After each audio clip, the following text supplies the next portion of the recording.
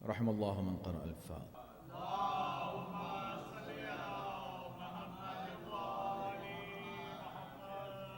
أعوذ بالله السميع العليم من الشيطان اللعين الرجيم. بسم الله الرحمن الرحيم. الحمد لله على ما أنعم، وله الشكر على ما ألهم، والثناء بما قدم، من عموم نعم ابتدأها، وسبوغ آلاء أسداها، وتمام منن والاها، جم عن الإحصاء عددها، ونأى عن الجزاء أمدها، وتفاوت عن الإدراك أبدها. والصلاة والسلام على سيد الأنام، سيدنا ونبينا ومولانا أبي القاسم محمد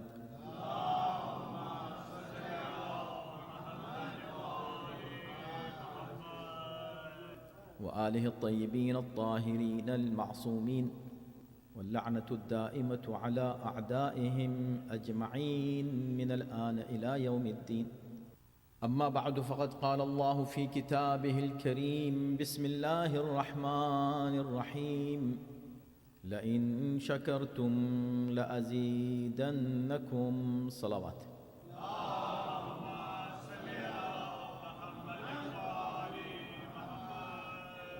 ذرا محترم، ایام فاطمہ کی ان مجالس میں جو ادارہ جعفریہ میری لینڈ میں منعقد ہو رہی ہیں، ہمارا عنوان ہے حقیقی اسلام خطبہ فدق کی روشنی میں. یقیناً اگر اسلام کی حقیقت کو سمجھنا ہے، اگر تعلیمات قرآنی کو دیکھنا ہے اور سمجھنا ہے، اگر معارف قرآن کی نورانیت کو محسوس کرنا ہے، تو خطبہ فدق کا مطالعہ کریں. اور میں یہ گزارش کروں گا ان ایام میں کہ آپ اس خطبے کے کچھ حصے کو زبانی ضرور یاد کریں. ضروری نہیں کہ پورا خطبہ، لیکن کچھ حصے کو یاد کر سکیں. تھوڑے تھوڑے ٹکڑے روزانہ ایک ایک جملہ کم سے کم آپ اس کو 10 بار بھی دہرا لیں تو یاد ہو جائے. عربی میں یاد کریں، خطبہ پڑھیں، اس میں آپ کو جو جملہ زیادہ پیارا لگے. ہر جملہ بہت ہی عظیم اور پیارا ہے، لیکن آپ اپنی پسند سے جس جملے کو پسند کریں اس کو یاد کر لیں. چھوٹے چھوٹے جملے. شہزادی کو جب معلوم ہوا کہ ان کے حق کو غصب کر لیا گیا ہے اور فدق کے تعلق سے حکومت نے فیصلہ کیا ہے کہ وہ زمین جو پیغمبر اسلام کے زمانے میں حکم الہی سے، قرآنی حکم سے پیغمبر اسلام نے اپنی بیٹی کے حوالے کی تھی، وہ زمین جس کو فدق کہتے ہیں، اسے لے لیا گیا ہے. تو شہزادی نے اپنا مقدمہ پیش کیا، وہ سب آپ کے سامنے ہے. ہمارا چونکہ موضوع خطبہ فدق ہے، لہٰذا ہم اس خطبے کی فصاحت و بلاغت اور اس کی عظمت اور اس کی روحانیت اور نورانیت جو اس کے الفاظ ہیں اس سے استفادہ کرنے کی کوشش کریں گے، اور کچھ یہ سعی ہوگی کہ تھوڑا کچھ سمجھ سکیں کہ شہزادی بلاغت کی کس بلندی سے گفتگو کر رہی ہے، کس ہائی لیول آف ایلیکوینس سے شہزادی بات کر رہی ہیں. تو اس موقع پر شہزادی تشریف لائیں اور مسجد میں جہاں مہاجرین و انصار بیٹھے ہوئے تھے اور خلیفہ وقت جس نے ظاہر ہے کہ وہ جس نے یہ دعویٰ کیا کہ میں نبی کے بعد خلیفہ ہوں، اور اس نے یہ فیصلہ کیا کہ اس فدق کو شہزادی کے قبضے سے لے لے، وہ بھی وہاں موجود ہے. کچھ لوگ اعتراض کرتے ہیں کہ بھئی آپ یہ کیا کہتے ہیں دربار میں گئے.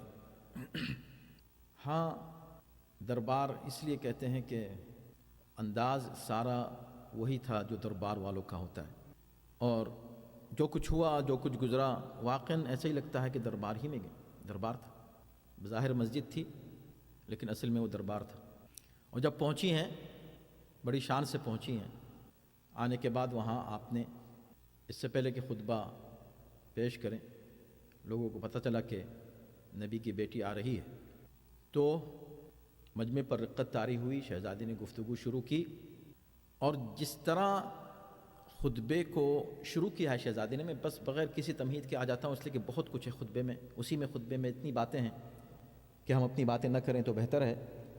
اب خطبہ شہزادی شروع کرتی ہیں. کل میں نے صرف خطبے کی اہمیت بیان کی تھی اور پورا 1 گھنٹہ گزر گیا اسی میں، اور ابھی بھی محسوس کرتا ہوں کہ پوری بات نہیں ہو سکی، لیکن جتنی ہو سکے بس ہم اتنی کر کے آگے بڑھیں گے، ورنہ ایک ہی جملے پر پورا خمسہ ہو جائے گا اور بات پوری نہیں ہوگی. ہم تو بس تھوڑا تھوڑا کچھ حاصل ہو جائے، ایک اندازہ ہو جائے، اور ایک شوق اور ایک پیاس بڑھ جائے مومنین کی کہ ہم ضرور خطبے کو پڑھیں گے اور اس کو اہمیت دیں گے اور اس کو اپنی زندگی کا حصہ بنائیں گے.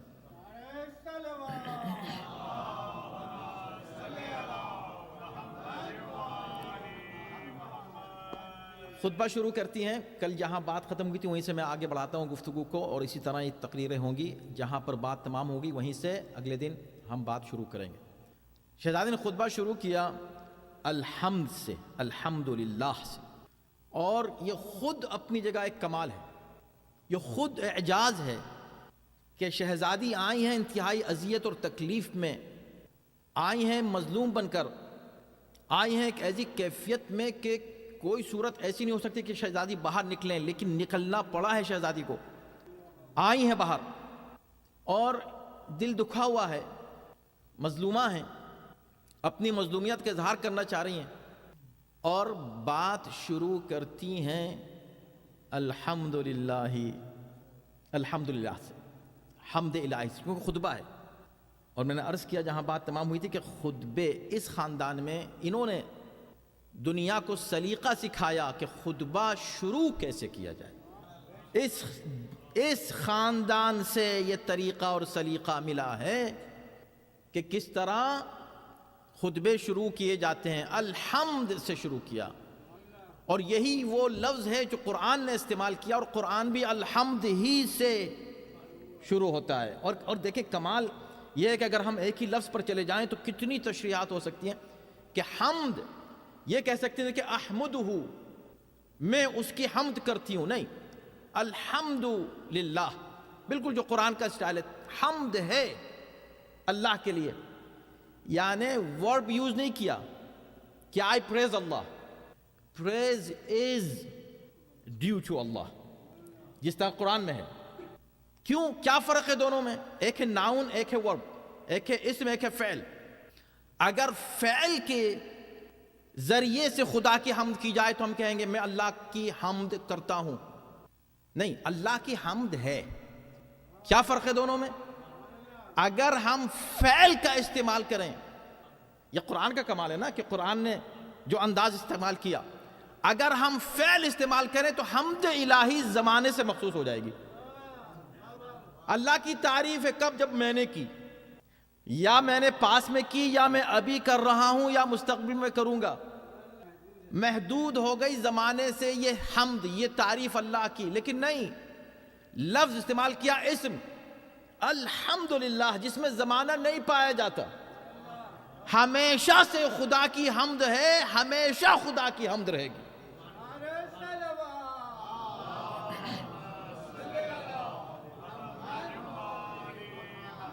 تو اصل بنیاد حمد کی تو قرآن ہی تو ہے. تو قرآن جب حمد سے بات شروع کر رہا ہے تو شہزادی بھی حمد ہی سے بات شروع کر رہی. لیکن کمال دیکھیں آپ، کمال دیکھیں، اللہ اکبر، اللہ اکبر. آپ نہج البلاغہ پڑھیں، ہر خطبہ ایک یونیک طریقے سے حمد کے ساتھ شروع ہوتا ہے. سیم طرز نہیں ہے حمد. حمد کا ایک نیا انداز ہر خطبے میں آپ کو نہج البلاغہ میں ملے گا. خود پیغمبر اسلام کے جو خطبے ہیں ہر بار ایک نئے انداز سے حمد الہی ہو رہی ہے. الحمدللہ کہہ کر اس کے بعد پھر اب خدا کی صفات بیان کی جاتی ہیں اسی حمد کے ذیل میں. حمد کا ایک یونیک اسٹائل، اسلوب، انداز. مگر جو شہزادی نے اختیار کیا ہے، تاریخ کے تمام اعلیٰ خطبے آپ اٹھا کر دیکھ لیں، اتنا مختصر اور جامع جملہ نہیں ملے گا آپ کو. کیا فرمایا؟ الحمدللہ علی ما انعم. حمد ہے اللہ کی اس کی ان نعمتوں پر جو اس نے ہم کو عطا کی. بس اتنا سا ہے. اس کو یاد کر لیں، آپ ابھی یاد کر سکتے ہیں. الحمدللہ تو آپ کو یاد ہی ہے، علی بھی پتہ ہے کیا ہے، انعم یہ بھی آپ کو معلوم ہے. تو ایک چیز معلوم ہے، کیوں نہیں اس کو ایز اے جملہ یاد کر لیں.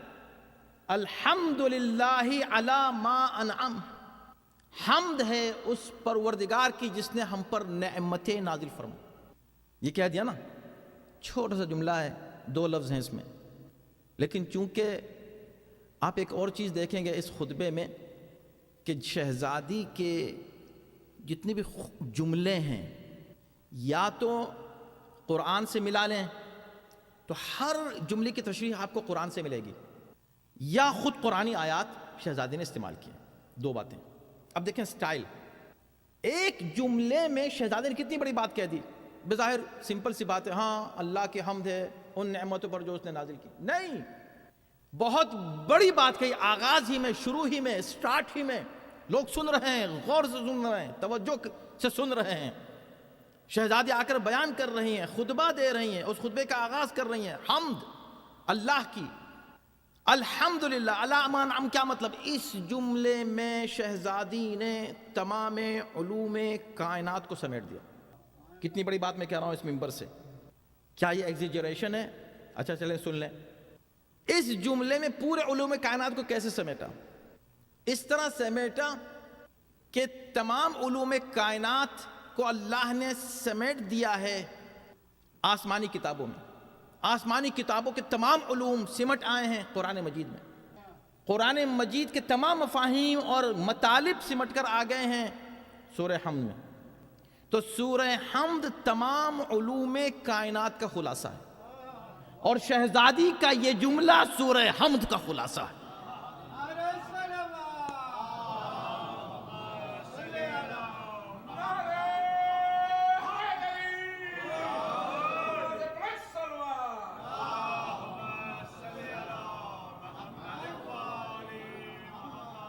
یہ کیسے خلاصہ ہے سورہ حمد کا؟ یہ جملہ کس اعتبار سے خلاصہ؟ دیکھ لیں، سورہ حمد کے 2 حصے ہیں، تمام مفسرین نے اس کو لکھا ہے، اور ایک چیز ہے جو ظاہر بھی ہے، آپ اس کو دیکھ بھی سکتے ہیں، 2 حصے ہیں، ایک کا تعلق خالق سے ہے، ایک کا تعلق مخلوق سے، 2 حصے۔ ایک جگہ خالق کی تعریف ہو رہی ہے، الحمدللہ رب العالمین الرحمن الرحیم مالک یوم الدین، صرف خالق کی بات ہے۔ اب یہاں سے مخلوق اپنی بات شروع کرتا ہے، ایاک نعبد و ایاک نستعین، تو یہ میں یا ہم تیری عبادت کرتے ہیں، یہ ہم تیری عبادت کرتے ہیں، اس سے پہلے کے ٹکڑے میں نہیں ہے، ہم نہیں ہیں۔ اب یہاں بندہ شامل ہو جاتا ہے، اب بندہ خدا کا ذکر اس انداز سے کر رہا ہے، ایاک نعبد و ایاک نستعین اہدنا الصراط المستقیم، بندہ کہہ رہا ہے خدا سے، اہدنا الصراط، یا اللہ صراط مستقیم پر قائم رکھ۔ کس صراط مستقیم پر؟ صراط الذین انعمت علیہم، اس راستے پر، ان لوگوں کے راستے پر جن پر تو نے اپنی نعمتیں نازل کی، ہے نا؟ روز پڑھتے ہیں نا، 10 مرتبہ تو پڑھنا پڑتا ہے، اللہ نے کہا واجب ہے تم پر پڑھتے ہیں تو کیا کہتے ہیں؟ یا اللہ ان کے راستے پر چلا جن پر تو نے اپنی نعمتیں نازل کی۔ شہزادی مسجد میں خطبہ دے رہی ہیں، ابھی یہ نماز پڑھ کے فارغ ہوئے ہوں گے، یہ تھوڑی دیر کے بعد پھر نماز پڑھنے والے ہوں گے، یہ جماعت سے بھی نماز پڑھ رہے ہوں گے، فرادہ بھی نماز پڑھ رہے ہوں گے، مسجد میں بھی پڑھ رہے ہوں گے، گھر میں بھی پڑھ رہے ہوں گے، لیکن ان کو کہنا پڑ رہا ہے کہ اہدنا الصراط المستقیم، یا اللہ ان کے راستے پر تو ہم کو رکھ جن پر تو نے اپنی نعمتیں نازل کی ہیں۔ تو سورہ حمد کا خلاصہ 2 لفظوں میں، حمد خدا سے شروع ہوتی ہے بات، اور دعا پر اختتام ہوتا ہے۔ کیا دعا؟ انعمت علیہم۔ تو سورہ حمد میں ہر بندے پروردگار کو، ہر عبادت گزار کو 2 کی معرفت ضروری ہے، ایک اللہ کی اور ایک ان بندوں کی جن پر اللہ نے نعمتیں نازل کی۔ توجہ کیجئے گا، عجیب بات ہے۔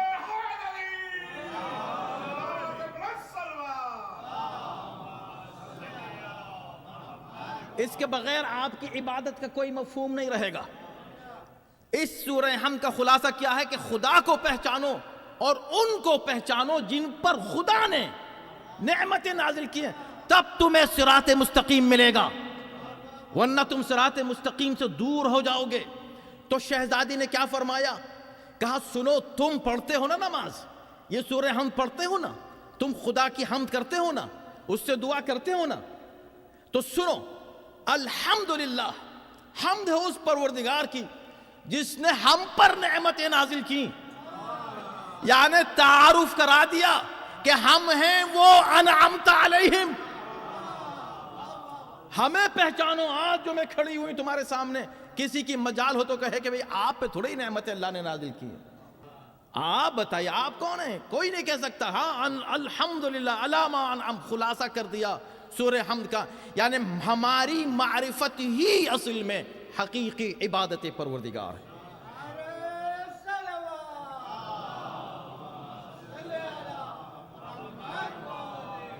ہم ہیں نعمت والے، ہم ہیں انعمت علیہم کے مصداق.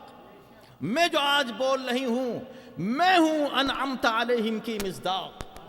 اور جب یہ پہچانو، ابھی میں بعد میں آگے بات کروں گی، لیکن ابھی پہچان لو کہ میں کون ہوں. یہ بعد میں بہت دیر میں آگے جا کر شہزادی کہیں گی اعلموا انی فاطمہ، پہچانو کو میں فاطمہ ہوں. لیکن شروع ہی میں پہچانوا رہی ہیں. ہماری صفات کو پہچانو، ہم کون ہیں. انعمت علیہم ہم ہیں، جن کے راستے پر چلنے کی پوری دنیا دعا کرتی ہے، وہ ہم ہیں. اور دیکھو جب تم ہم کو پہچانو تو شہزادی اتنا کہنے کے بعد آگے بڑھ جاتی ہیں. انعمت علیہم کا ذکر کیا، لیکن سورہ حمد میں صرف انعمت علیہم کا ذکر نہیں ہے، مغضوب علیہم کا بھی ذکر ہے.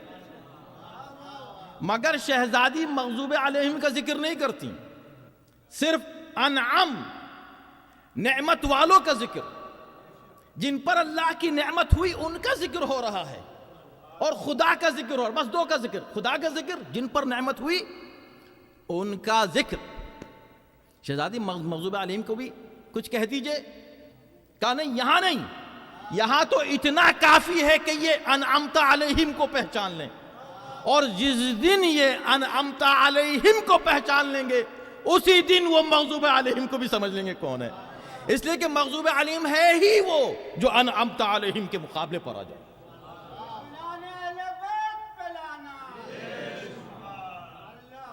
اب یہ کوئی یہ نہ کہہ دے کہ بھئی یہ تفسیر بالرائے شروع ہو گئی.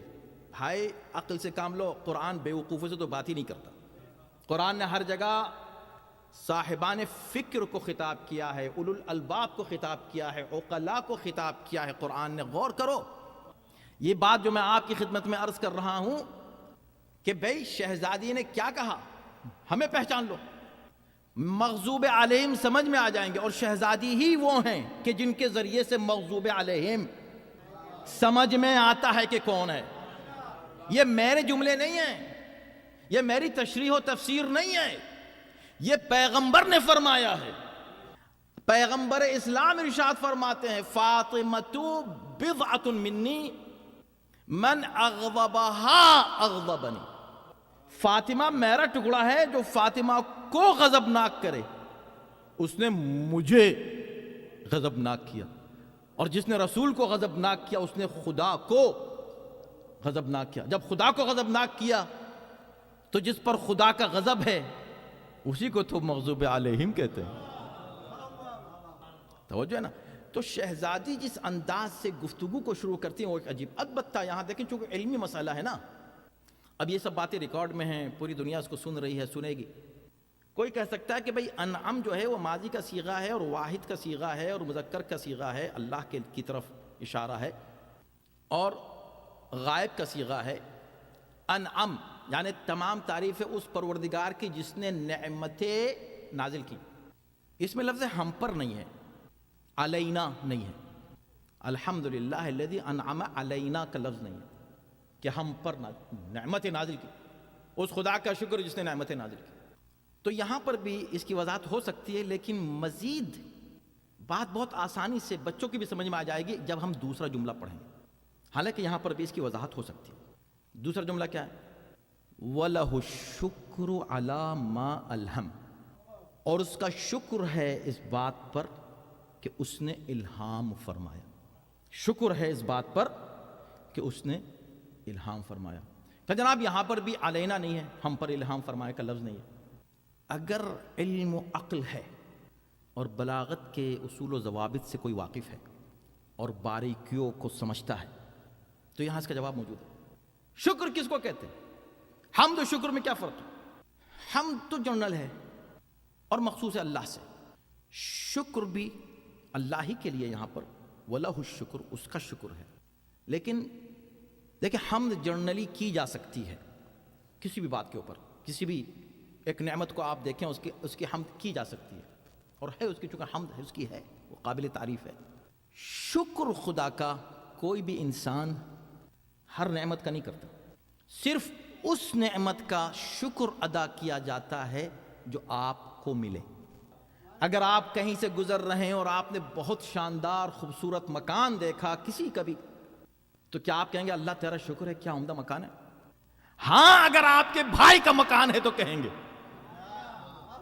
آپ کے رشتہ دار کا مکان ہے، آپ کے دوست، یعنی کسی طرح یہ مکان آپ سے متعلق ہو گیا تو لفظ شکر ادا کریں گے. اور دوسروں کے لیے ہم کیا شکر کرتے پھریں گے بھائی؟ اللہ تیرا شکر ہے یہ گاڑی بہت زبردست جا رہی ہے، میرے پاس سے گزر رہی ہے، شکر ہے یا اللہ تیرا شکر، تھینک یو اللہ، بہت اچھی گاڑی.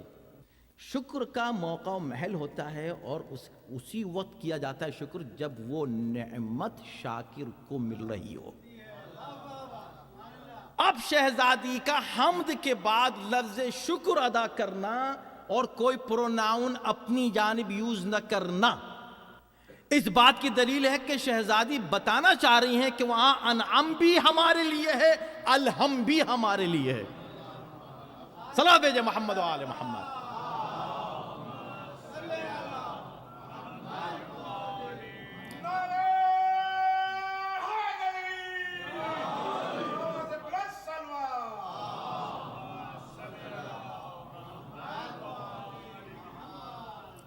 تو پتہ چلا کہ یہاں انعام بھی شہزادی اپنے لیے کہہ رہی ہیں، خصوصی نعمتیں جو نازل ہوئی ہیں ان کی بات ہو رہی ہے.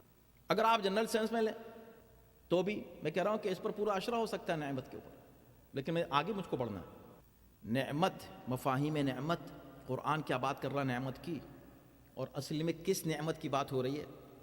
انعمت علیہم ہے کون، ان کا تعارف قرآن کی روشنی میں، احادیث کی روشنی میں، عقل کی روشنی میں، یہ سب باتیں ہو سکتی. لیکن مجھے چونکہ آگے بڑھنا ہے تو الہم کیا ہے؟ الہم یعنی الہام ہم کو کیا. شکر ہے اس پروردگار کا جس نے ہم پر الہام کیا. الہام یعنی خدا کی جانب سے ایک ایسا پیغام جو انسان کے دل و دماغ میں اتر جائے، فکر میں اتر جائے، خدا کی جانب سے ہو جو کچھ وہ کہہ رہا ہو، یہ الہام ہے. ایک ہوتے وحی، ایک ہے الہام. اب وحی و الہام ہی کے فرق میں کافی وقت کی ضرورت ہے، کافی ٹائم چاہیے کہ قرآن کی آیات کی روشنی میں ہم یہ بتائیں کہ بھئی وحی کی کتنی قسمیں، الہام کی کتنی قسمیں. لیکن کم سے کم صرف اشارے کرتے ہوئے اور جسٹ ہیڈ لائن سے گزرتے ہم لوگ آگے بڑھیں، تاکہ جتنا ہو سکے ہم کور کر لیں اس خطبہ جمعہ، مطلب خطبہ فدق کو ہم ان 5 مجالس میں. تو وحی جو ہے 2 طرح کی وحی ہے. ایک وحی نبوتی ہے جو صرف انبیاء سے مخصوص ہے، وہ کسی اور کے لیے نہیں. اور ایک وحی جو ہے یہ ہے کہ جو اللہ کی جانب سے کوئی ایک پیغام، ایک کوئک سریع، خفی سریع ایک پیغام اللہ کی جانب سے کسی کو ملے یا اس کی فطرت میں رکھ دیا جائے. جیسے قرآن نے اس وحی کی بہت سی قسمیں بیان کی ہیں. حد یہ ہے کہ شہد کی مکھی تک کے لیے کہہ دیا اوحا الی النحل، ٹھیک ہے. مادر موسیٰ پر وحی، وہ تو نبی نہیں تھیں، ان کے اوپر وحی ہے. اس طرح کی وحی کی بہت سی قسمیں قرآن نے پیش. الہام کی ایک قسم ہے، وہ بھی فطرت ہے. انسان کی فطرت میں اللہ نے اچھائی اور برائی کی پہچان کو رکھ دیا. ہر انسان جو چیز بری ہے اسے بری سمجھتا ہے. اگر وہ کر بھی رہا ہے تو اس کو معلوم ہے بری بات کر رہا ہوں. جھوٹ برا ہے، ہر انسان مانتا ہے. چوری بری بات ہے، ہر انسان کو پتہ ہے. کسی بے گناہ کا قتل معلوم ہے، قاتل کو بھی پتہ ہے. تو یہ الہام، وَأَلْهَمَهَا فَأَلْهَمَهَا فُجُورَهَا وَتَقْوَاهَا، اللہ نے الہام کیا فجور و تقوی کا. خیر، اتنی بات بھی میں نے صرف اس لیے کی کہ جلدی جلدی ہم نتیجے نکالیں، آگے بڑھیں. تو اس کا مطلب ہوا کہ یہ جو شکر ہے اس کے 2 مفہوم ہو سکتے ہیں. ایک وہ جو میں نے آپ کے سامنے دلیل کے ساتھ پیش کیا کہ شہزادی اپنے لیے کہہ رہے ہیں کہ دیکھو ہم پر الہام ہوا. اب ایک کوئی شخص آ کے کہہ سکتا ہے نہیں جناب یہ تو جنرل ہے، شہزادی ایک جنرل الہام کا شکر ادا کر رہے ہیں. تو بھی میں کہوں گا چلیں دیکھیں، اکثر میں کہتا ہوں کہ علم الحساب جو ہے نا، میتھمیٹکس، میتھ، آپ کوئی بھی فارمولا یوز کریں ریزلٹ ایک ہی آتا ہے. فارمولے ڈفرینٹ ہو سکتے ہیں. انہوں نے کہا نہیں صاحب آپ اس کو ایسے کیجئے, ایسے کر لیجئے. نہیں میں پھر سے اس کو دیکھوں, ہاں پھر سے دیکھ لیجئے. میں کسی اور کو بلا کے اس کا حساب کروا لیجئے. بیلنس یہی آئے گا. اس لیے کہ یہ کیلکولیشنز ہیں. اسی طرح اہل بیت کے فضائل کیلکولیشنز کی طرح لوجیکل ہے. اتنے لوجیکل ہیں کہ کوئی کہے نہیں نہیں یہ تو نہیں, یہ تو ایسے ہے, تو چلو ایسے مان لو. نہیں مولا کا مطلب یہ نہیں, چلو تم بتاؤ کیا مطلب ہے. تم جو بتاؤ وہ ہم مان لیتے ہیں 1 منٹ کے لیے. مگر تمہاری بد نصیبی یہ ہے کہ ریزلٹ وہی آئے گا جو تم کو پسند نہیں ہے. اہل بیت کے فضائل کے تعلق سے ریزلٹ وہی آنے والا ہے, کیلکولیشنز وہی ہوں گے جو یو ڈونٹ لائک. انہوں نے کہا نہیں نہیں اس سے الہام سے مطلب یہ نہیں ہے.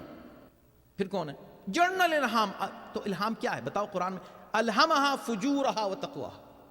الہام اللہ نے کیا اچھائی اور برائی کا. یعنی کہ انسان اگر انسان ہے بحیثیت انسان اور اس پر اپنی ذات کے دنیا داری کے زنگ نہیں چڑھے ہوئے اس کے دماغ پر فکر پر, تو وہ فیصلہ جو کرے گا وہ یہی فیصلہ کرے گا کہ یہ چیز صحیح ہے یہ غلط ہے. ٹھیک ہے, اس کو کہتے ہیں الہام. اسی کو کہتے ہیں. تو جنرل الہام کی باتیں کر رہے ہیں, چلیں ہم یہی مان لیتے ہیں. تو شہزادی شاید پہلے ہی یہ بتا رہی ہیں کہ بھئی دیکھو میں بات تو کر رہی ہوں تمہارے سامنے, لیکن سمجھ میں اسی کے آئے گی. توجہ کیجئے گا کہ جو الہام الہی کو قبول کرنے کے قابل ہوگا وہ فطرت جس کی پاکیزہ ہوگی.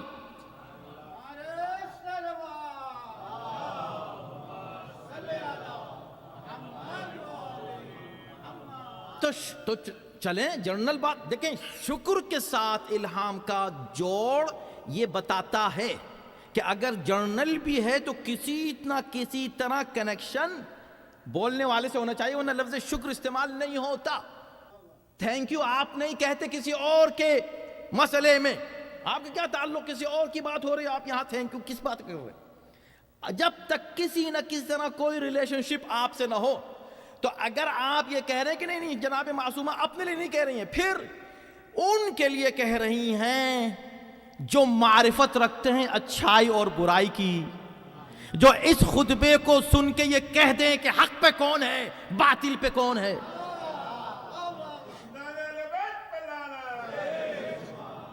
تو شہزادی یہ کہہ رہے ہیں کہ دیکھو ہماری باتوں میں اتنا اثر ہے کہ اس اثر سے جن کی فطرت پاک ہے, کوئی زنگ نہیں لگا ہے, وہ فطرت قبول کر کے حق کو قبول کریں گے. اور آج الحمدللہ یہ ہو رہا ہے پوری دنیا میں. کیوں لوگ جوق در جوق مذہب اہل بیت کو قبول کر رہے ہیں.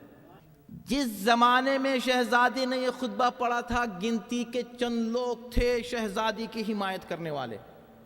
آج پرسنٹیج دیکھیں بڑھتی جا رہی ہے, اور جتنے لوگ مذہب حق کو قبول کر رہے ہیں ان میں کی اکثریت وہ ہے جو حضرت زہرا کی مظلومیت کو دیکھ کر اور سن کر مذہب حق کو اختیار کر رہی ہے.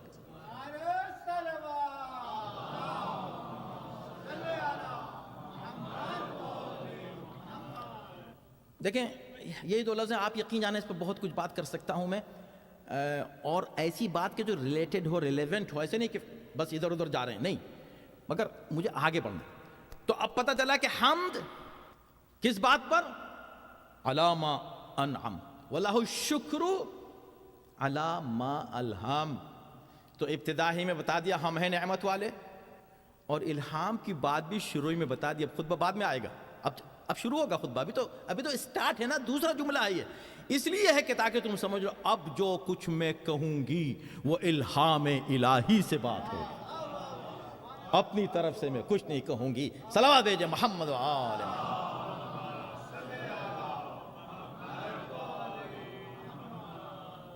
اور یہی بات آپ نے بعد میں یہی ارشاد فرمایا, اعلموا انی فاطمہ, سمجھ لو میں فاطمہ ہوں. اقول عودا و بدوا لا اقول ما اقول غلطا ولا افعل ما افعل شططا. میں جو کچھ کہتی ہوں ایک بھی بات اس میں غلط نہیں ہوتی, اور جو میں کرتی ہوں اس میں بھی کوئی نقص نہیں ہوتا. اپنی عصمت کا اعلان صحابہ کے مجمع میں کر رہی ہیں. سمجھ لو میں کون ہوں. الحمدللہ علی ما انعم. اب آگے بڑھیں. تیسرا جملہ کیا ہے؟ ابھی تو ہم لوگ شروع کے جملوں میں ہیں، میں کیا کروں، کہاں سے کاٹوں، کس بات کو روکوں؟ الحمدللہ علی ما انعم وَلَهُ الشُّكْرُ عَلَى مَا أَلْهَمْ، یہ تو آپ کو یاد ہو گیا.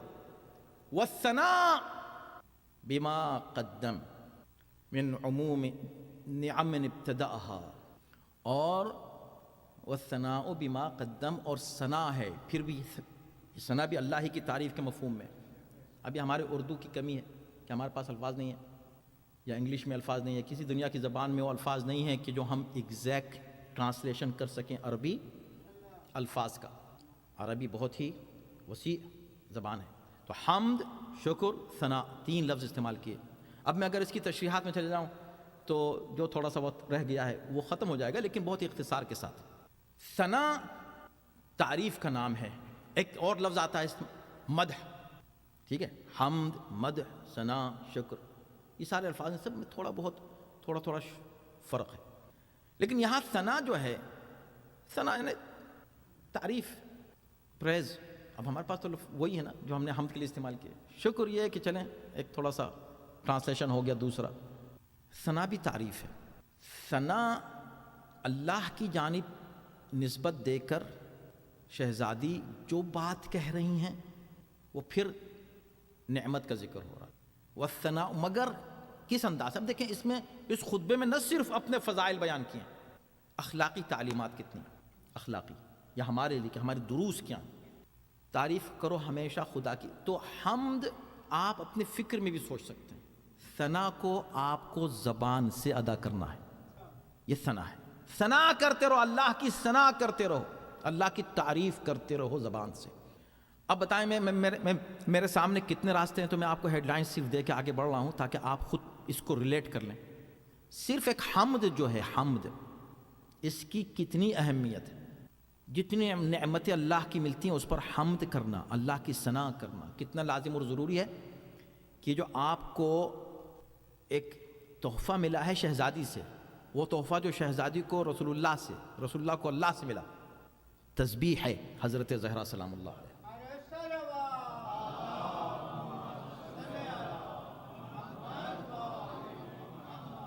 اس میں آپ 33 مرتبہ حمد الہی کرتے ہیں، الحمدللہ الحمدللہ. اس کی اتنی قیمت ہے کہ ہم اس کا تصور نہیں کر سکتے. مولا فرماتے ہیں چھٹے امام جعفر صادق علیہ السلام،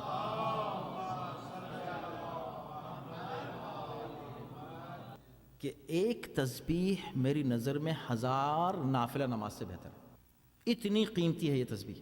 اور جب آپ تسبیح کرتے ہیں تو آپ کو یہ ایک بہت بڑی اپرچونٹی مل رہی ہے کہ آپ حمد الہی بھی کر رہے ہیں، اور گویا تمام تسبیحات اس میں شامل ہو رہی ہیں. لیکن جو حمد الہی، ایسی سبحان اللہ کا الگ ہے، اور لا الہ الا اللہ جو اختتام میں آپ کہتے ہیں اس کا الگ ہے، اللہ اکبر کا الگ ہے، سب کے حمد.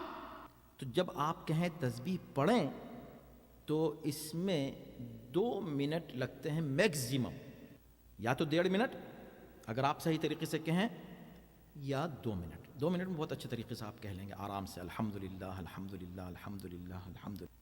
آپ بہت جلدی میں ہیں، 30 سیکنڈز آپ بچانا چاہتے ہیں تو اور تیز ہو جائیں گے.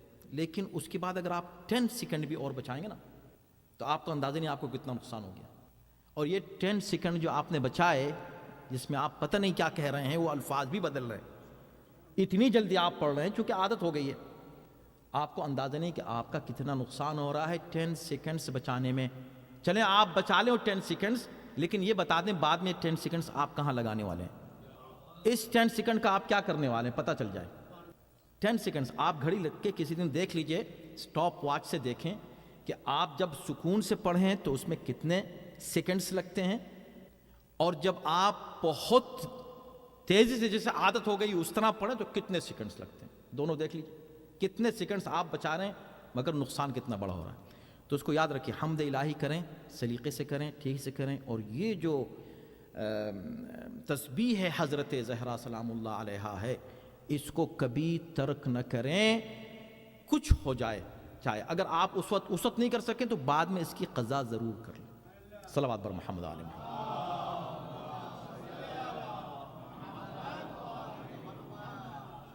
تو بس یہی ایک اسی جملے پر گفتگو ہو سکے گی، وقت تمام ہو رہا ہے. کیا کہ اب ثنا ہے کس بات پر؟ بما قدم، جو کچھ خدا نے پہلے سے دے دیا ہے۔ آپ مولا علی کے خطبے پڑھیں، آپ وہ دعائیں جو ہیں ائمہ اطہار کی، خود مولا علی کی دعائیں آپ پڑھیں اور قرآن مجید پڑھیں، تو آپ یقین جانیں بہت سے مسائل جو ہمارے دماغ میں آتے ہیں نا، وہ ایسے کلین اور کلیئر ہوتے چلے جاتے ہیں۔ سٹریس دور ہوتا ہے۔ سٹریس، ہر انسان آج سٹریس کا شکار ہے، اور سٹریس ایک ایسی بیماری ہے جو کرونا سے زیادہ خطرناک اس کو مانا جا رہا ہے۔ جو ایکسپرٹس ہیں وہ کہہ رہے ہیں پوری دنیا کو یہ جو بیماری گھیر رہی ہے نا سٹریس کی، یہ کرونا سے زیادہ خطرناک ہے۔ کوئی انسان ایسا نہیں جو سٹریس کا شکار نہیں، لیکن سٹریس کو سکون میں بدلنے کے جو طریقے ہیں، جو انداز ہیں، جو فکر ہے، وہ شہزادی ہم کو دے رہی ہیں۔ اپریشیٹ کرو جو تمہارے پاس ہے۔ سٹریس کیا ہے؟ یہ ہو گیا اور وہ ہو گیا اور یہ نہیں ملا اور وہ نہیں ملا، اسی کا سٹریس ہے۔ ارے جو مل گیا ہے پہلے اس کا تو شکر ادا کرو، جو تمہارے پاس ہے پہلے اس کو تو اپریشیٹ کرو۔ اور سنو، میری دعا قبول نہیں ہو رہی ہے 10 سال سے، 5 سال سے ایک چیز مانگ رہا ہوں، اللہ دے ہی نہیں رہا مجھے، اب یہ سٹریس آ گیا، دعا قبول نہ ہونے کا سٹریس، تم کو پتہ نہیں قبول ہوئی، ہو سکتا ہے قبول ہو گئی ہو تم کو نہیں پتا، اس لیے کہ ہو سکتا ہے تمہیں نہ دینا ہی تمہارے لیے بہتر ہو، اور نہیں معلوم کہ خدا نے تم کو کس خطرے سے بچایا ہے تمہیں نہ دے کر جو تم مانگ رہے تھے۔ تمہیں کیا معلوم؟ واللہ یعلم وانتم لا تعلمون، خدا جانتا ہے، تم تھوڑے ہی جانتے ہو۔ اب تو پھر ہم اپنے مزاج کو وہاں تک کیسے لے جائیں؟ ہم کیسے ہر وقت پرسکون رہیں؟ بڑے سے بڑے نقصانات، بڑے سے بڑی مشکلات، بڑے سے بڑے وریز اور سٹریس میں ہم کام ڈاؤن کیسے رہیں؟ ہمارا مائنڈ پیسفل کیسے ہو؟ شہزادی بتا رہی ہیں اس کا طریقہ ہے۔ دیکھو، تم مانگ رہے ہو نا آج خدا سے، تم آج مانگ رہے ہو نا یا اللہ یہ دے دے اور وہ دے دے اور وہ دے دے، پہلے تم یہ سوچ لو کہ تم اس سے مانگ رہے ہو جس نے تمہیں اس سے زیادہ بغیر مانگے دیا ہے۔ توجہ کیجئے۔ وَالثَّنَاءُ بِمَا قَدَّمْ مِنْ عُمُومِ النِّعَمٍ ابْتَدَأَهَا، ثنا ہے اس پروردگار کی جس نے پہلے سے دیا، قدم پیش کر دیا، من عموم النعم، اتنی عام نعمتیں مجھے دے دی، ابتداءها، وہ نعمتیں دیں جو میں نے مانگی نہیں تھیں۔ آپ نے یہ ہاتھ اللہ سے مانگے تھے؟ کتنے کام کرتے ہیں ان ہاتھوں سے آپ؟ کبھی ایک انگلی زخمی ہو جائے تو آپ کو پتا چلتا ہے، جب تک نعمت ہے قدر نہیں ہوتی، جب نعمت نہیں رہتی تو پھر انسان اس کو مس کرتا، ارے میری ٹانگ میں یہ تکلیف ہو گئی، اچھا میرے ہاتھ میں یہ ہو گیا، اچھا میری آنکھ خدا نہ خواستہ کام نہیں کرے، اللہ نہ کرے، کوئی بھی جسم کا ایک حصہ کام نہ کرے، آپ کا کیا حال ہوگا؟ اور جب تک کام کر رہا ہے اس کو تو اپریشیٹ کر لو نا۔ اب آپ کو ایک تکلیف ہو گئی، یا اللہ اس کو دور کر دے، دور اللہ نہیں کر رہا ہے، اچھا اللہ دور نہیں کر رہا ہے، اللہ میری بات نہیں سنا، اللہ نے کہا کہ تم دعا کرو میں سنوں گا۔ شہزادی کہہ رہے ہیں کیسے تم اس خدا سے اس طرح بات کر رہے ہیں، کیسے یہ عقیدہ لے کے خدا سے تم دعا کر رہے ہو کہ خدا تمہاری بات نہیں سن رہا ہے، تمہیں پتہ ہی نہیں۔ پہلے اس کی ان باتوں پر تعریف کرو کہ جو اس نے ابتداءً تمہیں دے دی ہیں۔ دعائے کمیل اٹھا کے دیکھ لیں، میں کہہ رہا ہوں کہ بھئی ایک ایک جملہ میں کیا عرض کروں، اس منبر سے کہہ رہا ہوں، اور آپ خود فیل کر رہے ہوں گے، محسوس کر رہے ہوں گے، ایک ایک جملہ ایک ایک عشرے کا جملہ ہے شہزادی کا، ایک جملہ۔ کہاں ہیں ہم؟ کیوں نہیں قدر کرتے اس نعمت کی، شہزادی کے اس فرمان کی؟ تو دیکھو، ثنا تو حمد کرو، شکر کرو، ثنا کرو ان نعمتوں کی، ابتداءها، عموم کتنی نعمتیں دیں، وَإِن تَعُدُّوا نِعْمَةَ اللَّهِ لَا تُحْصُوهَا، اگر تم اللہ کی نعمتوں کو شمار کرنا چاہو تو تم شمار کر ہی نہیں سکتے، اللہ کی نعمتوں کو تم شمار نہیں کر سکتے۔ وَإِن تَعُدُّوا نِعْمَةَ اللَّهِ لَا، جب اتنی نعمتیں ہیں اور وہ بھی اس کی دی ہوئی۔ آپ کے والدین کیسے ہیں؟ Oh, my mom is the best mom in the whole world. Or dad is the best dad. ہر رشتے کو کہیں گے. And your wife? Maybe. And your husband?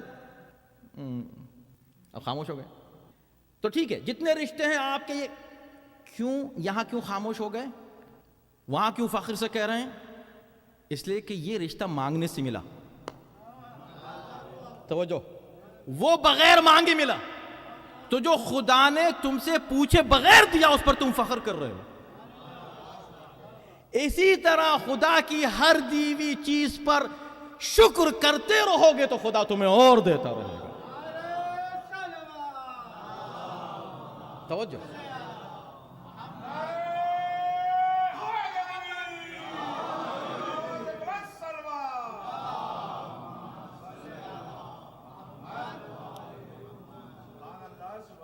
وَسُبُوغِ آلَاءٍ أَزْدَاهَا وَتَمَامِ مِنَنٍ وَلَا. تمام علماء جنہوں نے اس خطبے کی شرح کی، اور خود ہمیں یاد ہے کہ اسی ادارے میں ماشاءاللہ کافی عرصے پہلے ہم نے کچھ تھوڑے سے ٹکڑوں پر بات کی، اور گزشتہ سال بھی ہر مجلس میں ایک آدھ ٹکڑے پر گفتگو کی. اور جب مطالعہ کرتے ہیں تو واقعی یہ اندازہ ہوتا ہے، سب اس پر متفق ہیں کہ ہر جملہ اس پورے خطبے کا، کافی طولانی خطبہ ہے، جو شہزادے نے کہا ہے نا اسی کے مفہوم کی ایک آیت آپ کو مل جائے گی قرآن. آپ اس کو میچ کریں اور آپ دیکھیں تو ثابت ہوتا ہے. جو کہہ رہے ہیں کہ یہ تو ان کا نہیں ہو سکتا، ارے یہ انہی کا ہو سکتا ہے، کسی کا نہیں ہو سکتا. یہ خطبہ صرف فاطمہ کا ہو سکتا ہے، کسی کا نہیں ہو سکتا. کوئی عام انسان یہ جملے بول ہی نہیں سکتا. دیکھیں وہاں پر میں یہاں پر ختم کروں گا، روکوں گا، یہیں سے ہم بات آگے بڑھائیں گے کل. دیکھیں شروع میں 3 جملے بولے، بظاہر سینونمس ہیں لیکن سینونمس نہیں ہیں. حمد، شکر، ثنا. اس کے بعد 3 جملے بولے. 3 جملوں میں کیا کہا؟ والثناء بما قدم من عموم نعم نعمت، وسبوغ آلاء، آلاء کے معنی بھی نعمت، وتمام منن کے معنی بھی نعمت. یہاں پر بھی لگ رہا ہے کہ تینوں سینونم سے لیکن نہیں ہے، اور وہ تینوں بھی آپ کو قرآن میں مل جائیں گے، یہ تینوں بھی آپ کو قرآن میں مل جائیں گے. یہ جو تینوں ہیں، تاکہ اختتام یہیں پر ہو جائے گفتگو کا. میں نے ایک وعدہ کیا تھا وہ میں آج پورا نہیں کر سکا، معذرت چاہتا ہوں، کل انشاءاللہ کر لیں گے، کوئی بات نہیں. یہ تو پوری مجلس سے وہی ہے کہ شہزادی آئی کیسے تھیں، دربار میں جب آئی ہیں تو وہ انداز کیا تھا. ابھی تو ہم نے آج خطبے سے شروع کیا، ہم نے کہا کچھ تو بات سٹارٹ ہو. تو دیکھیں نعم بھی آپ کو قرآن میں مل جائے گا، اور منن، لقد من اللہ علی المؤمنین اذ بعث فیہم رسولا. اگر میں اس کا خلاصہ پیش کروں، ایک پوری مجلس سمیٹ دوں 2-3 جملوں میں، تو یوں ہوگا کہ شہزادی نے 3 جملے بولے. ایک میں اشارہ ہے قرآن کی آیت کی طرف، منن جمع ہے، منہ واحد ہے. اللہ نے کہا کہ لقد من اللہ علی المؤمنین اذ بعث فیہم رسولا. اللہ نے رسول کو بھیج کے اللہ نے یہ منت، یہ احسان کیا ہے. تو احسان، سب سے بڑا احسان کیا ہے؟ پیغمبر اسلام کی ذات گرامی. دوسری طرف نعم کیا ہے؟ نعمت کی جمع ہے. نعمت کا بڑا ذکر ہے قرآن مجید میں، لیکن واحد صرف ایک ایسی نعمت ہے جسے خدا نے اپنی طرف منسوب کر کے یہ کہا کہ آج میں نے نعمت تمام کی. توجہ کی.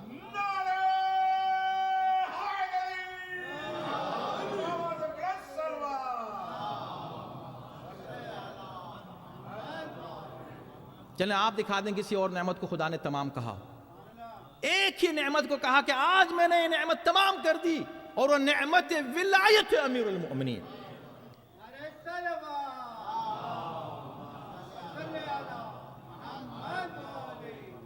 تو آپ شہزادی بول رہی ہیں، یہ 3 جملے ہیں الگ الگ، ایک میں نعم، ایک میں منن، ایک میں آلا. تو اب ان تینوں کے پیک کو اگر دیکھنا چاہیں، پیک تینوں کی، نعم جنرل بھی ہو سکتی ہے، اس سے بہتر پیک غدیر. منن بہت سے احسان اللہ کے ہو سکتے ہیں، اور بہتر احسان پیک احسان کا رسالت. تو ولایت اور رسالت. اب اعلیٰ کیا ہے بھئی؟ آپ کتنا پڑھتے ہیں اس سورے کو جس میں اعلیٰ آیا ہے؟ فَبِأَيِّ آلَاءِ رَبِّكُمَا تُكَذِّبَانِ. اللہ کی کن کن نعمتوں کو جھٹلاؤ گے؟ کتنی نعمتیں سورہ رحمان میں اللہ نے بیان کی، مگر جو سب سے بڑی نعمت تھی اس کا خلاصہ کیا تھا؟ یخرج منہم اللؤلؤ والمرجان.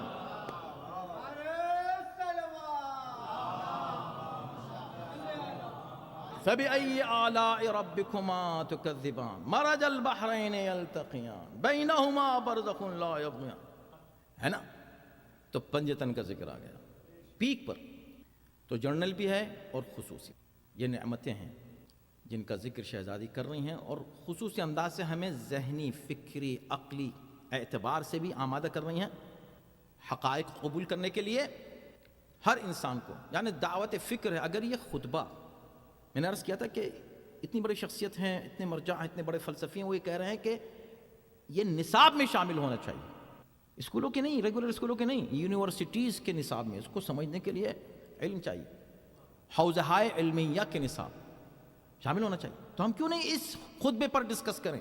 کیوں نہیں اس پر ہم بات کریں؟ کیسے ہم اس خطبے سے غافل نہ ہیں جبکہ شہزادی کا ہم اتنا ذکر کرتے ہیں، اتنی محبت کرتے ہیں. تو ان نعمتوں کا ذکر کیا، اور یہ اسی گھرانے کی خصوصیت ہے کہ مصیبتوں میں بھی جن کی زبان پر شکر ہو انہیں اہل بیت کہتے ہیں. مصیبتوں میں لوگ صبر تو کرتے ہیں، مصیبتوں میں لوگ شکر نہیں کرتے. یہ علی ہیں جو شکر کرتے ہیں جب ان کے سامنے بظاہر مصیبت نظر آتی ہے، قربانی دینے کی منزل آتی ہے، شکر ہے. یہ شہزادی ہیں، اتنی مصیبتوں کے بعد اللہ کا شکر ہی ادا ہو رہا. یہ شکر ہے، اور یہ شکر ہی تو ہے اس گھرانے کی خصوصیت. یہ شکر ہی تو ہے. اس کتنی بڑی مصیبتوں سے شہزادی گزری، مگر کھڑو کے خطبے میں کیا کر رہی ہیں؟ شکر ادا کر رہی ہیں. میں کہوں گا ہاں بی بی، بے شک اس سے بڑی مصیبت کیا ہو سکتی ہے جو آپ پر گزری ہے. لیکن اب اگر کوئی اور اس کام کو انجام دے سکتا ہے تو وہی ہے جو اسی آغوش کا پروردہ ہو. اب ایک اور بی بی ہے کہ جس سے ابن زیاد یہ کہتا ہے کہ بتاؤ، دیکھا تم نے کہ تمہارے بھائی کے ساتھ اللہ نے کیا کیا؟ جیسے کہا اللہ نے کیا کیا تو کہا ما رأیت الا جمیل. جو اتنی مصیبتیں دیکھ کر آئی ہو وہ یہ کہہ رہے کہ میں نے کچھ نہیں دیکھا علاوہ جمیل کے، جو کچھ تھا حسین تھا، خوبصورت تھا. ہمیں اس گھرانے میں کبھی خدا سے شکوہ کرتے ہوئے کسی کو نہیں دیکھا. جس کو دیکھا ہر مصیبت پر نہ صرف صبر کرتے دیکھا بلکہ شکر کرتا ہوا ہر شخص نظر آتا ہے. اور مخصوصاً وہ بی بی اپنے کو پہچانوا رہی ہیں.